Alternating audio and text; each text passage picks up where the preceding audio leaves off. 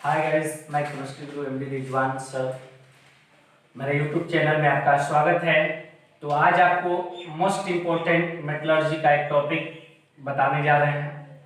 तो वीडियो को अंत तक अवश्य ही वॉच करें, अवश्य ही देखें। तो चलिए शुरू करते हैं। आज का टॉपिक है हमारा धातु कर्म कितने तरह से कर सकते हैं। धातु कर्म जो है कितने टाइप से कर सकते हैं, यानी धातुओं का निष्कर्षण धातु कर्म कितने प्रकार से कर सकते हैं, धातु कितने प्रकार से प्राप्त कर सकते हैं। तो ध्यान दीजिए, धातुओं की प्रकृति और अयस्कों की प्रकृति के आधार पर धातुओं को विभिन्न प्रकार के भौतिक और रासायनिक विधि द्वारा प्राप्त किया जा सकता है।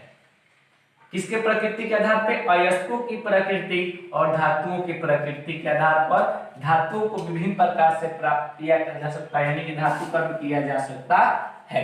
पहला जो है, ध्यान दीजिएगा, यहाँ पे 3 प्रकार से धातु कर्म कर सकते हैं।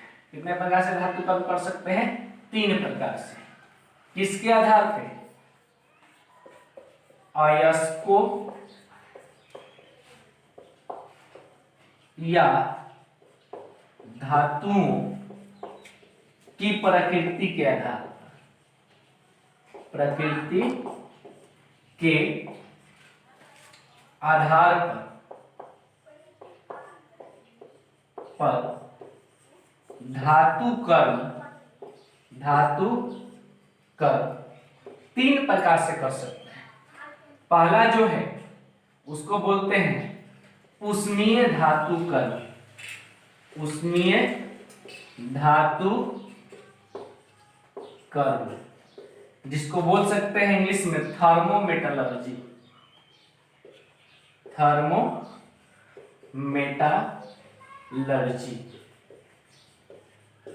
और सेकंड है विद्युतीय धातु कर्म। कौन धातु कर्म बेटा? विद्युतीय धातु कर्म। जिसको हम लोग बोल सकते हैं इंग्लिश में इलेक्ट्रोमेटालर्जी। इलेक्ट्रोमेटालर्जी।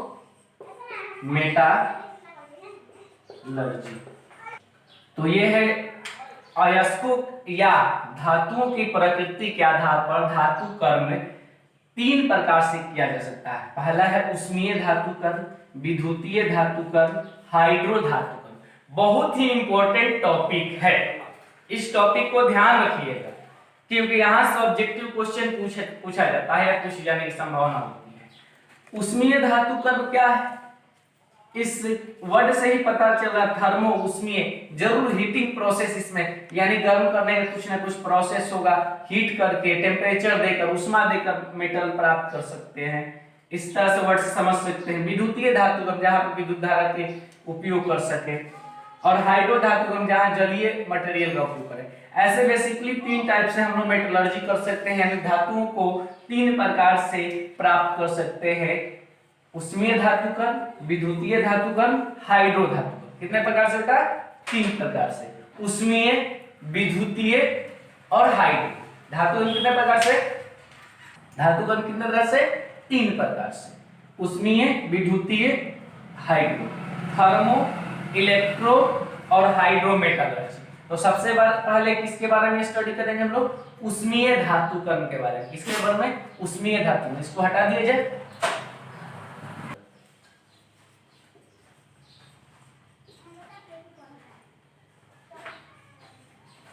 तो कौन है ये?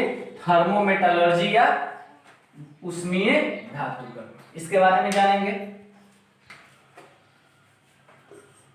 तो आप लोग देख सकते हैं कि धातु के ऑक्साइड अयस्क, कौन है बेटा? धातु के ऑक्साइड, कौन है? धातु के ऑक्साइड अयस्कों को उपयुक्त अवकारक, यानी कि किस तरह के रेड्यूसिंग एजेंट है, यानी कि फेवरेबल रेड्यूसिंग एजेंट की उपस्थिति में, उपयुक्त अवकारक की उपस्थिति में जब हीट करते हैं, क्या बेटा करते हैं? गर्म करते हैं, तो धातु प्राप्त होता है, धातु का निष्कर्षण होता है। तो यह विधि कहलाता है ऊष्मीय धातु कर्म। धातु के कौन है? ऑक्साइड। कौन है जी? ऑक्साइड किसकी उपस्थिति में? अवकारक रेड्यूसिंग एजेंट की उपस्थिति में गर्म करके अगर धातु प्राप्त करते हैं तो इसे कहते हैं उष्मीय धातुकर्म। इस विधि द्वारा आयरन, कॉपर, निकेल और tin, iron, copper, nickel, tin, iron, copper, nickel और टिन जैसे धातुओं का निष्कर्षण इस विधि द्वारा किया जाता है।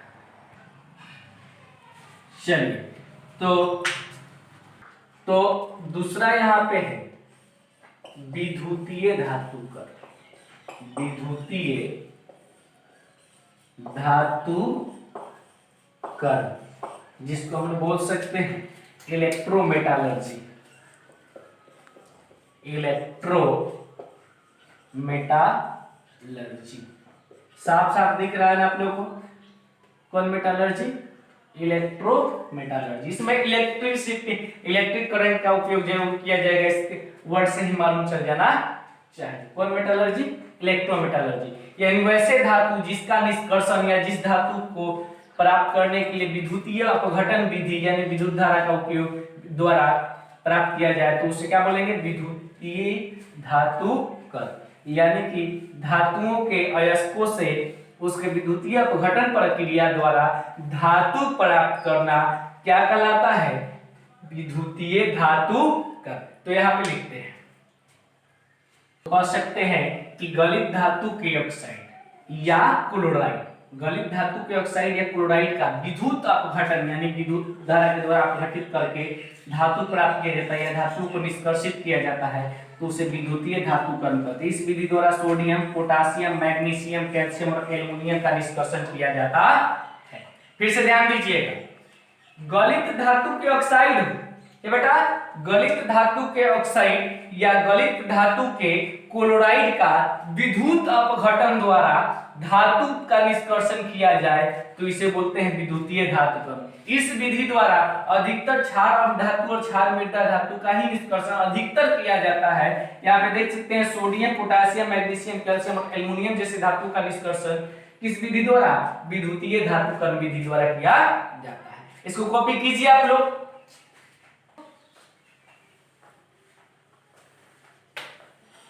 तीसरा है हाइड्रो धातुकर्म। हाइड्रो धातुकर्म जिसको इंग्लिश में हम लोग बोल सकते हैं हाइड्रो मेटालर्जी। हाइड्रोमेटालर्जी कहा जाता है कि इस विधि द्वारा कम क्रियाशील धातु जैसे सिल्वर, गोल्ड, पैलेडियम, प्लेटिनम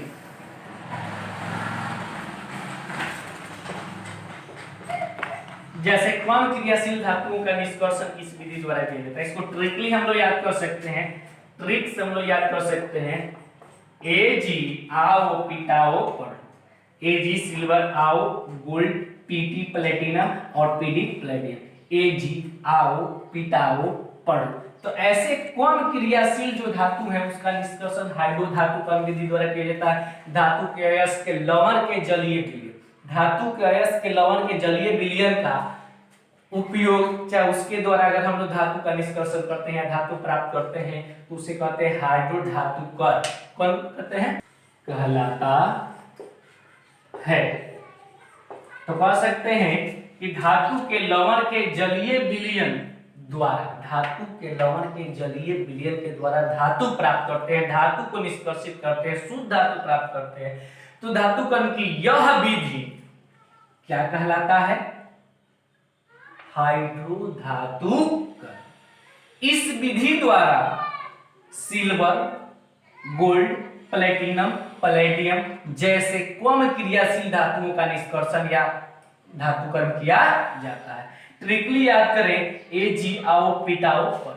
अब देखिए एक आपको क्वेश्चन यहां से कैसे पूछे जाते हैं, पूछे जाएंगे कि मान लीजिए कि एल्युमिनियम का निष्कर्षण निम्न में किस विधि द्वारा किया जाता है, वहां पे ऑप्शन रहेगा। पूछ देगा कि पोटेशियम का निष्कर्षण किस धातुकर्म विधि द्वारा किया जाता है, पूछ सकता है कि कॉपर का निष्कर्षण किस धातु कर्म विधि द्वारा किया जाता है। तो यहाँ से आप लोग को एग्जाम में क्वेश्चन पूछे जाने की संभावना होती है अधिक से अधिक। तो आपको आज इस वीडियो में इतना ही रहने देते हैं, लेकिन अगले वीडियो में आपको बताया जाएगा धातु कर्म के सिद्धांत, जिसमें सबसे पहला टॉपिक होगा, कौन सा टॉपिक होगा, सांद्रण, अयस्कों का सांद्रण। तो धातु कर्म का सिद्धांत के साथ अगले वीडियो में मिलते हैं। इस वीडियो को फुल वॉच कीजिए और मेरे चैनल पे जो नए हैं उसको सब्सक्राइब करना ना भूलें। और किसी भी प्रकार की अगर दिक्कत होता है तो मेरे व्हाट्सएप नंबर पे अवश्य ही आप कंसल्ट कर सकते हैं। अब कोशिश करना है कि आगे इंग्लिश मीडियम का भी वीडियो बनाया जाए, क्योंकि इंग्लिश मीडियम का भी डिमांड आ रहा है। जय हिंद, जय भारत।